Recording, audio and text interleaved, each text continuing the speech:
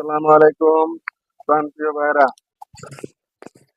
25 সাল চলে গেল এবং 26 সাল পা রাখছি। হয়তো 25 সালে অনেক ভুল ত্রুটি করেছি। অবশ্যই যদি কোনো ভুল ত্রুটি করে থাকি আপনারা সবাই ক্ষমা দৃষ্টিতে দেখবেন ইনশাআল্লাহ।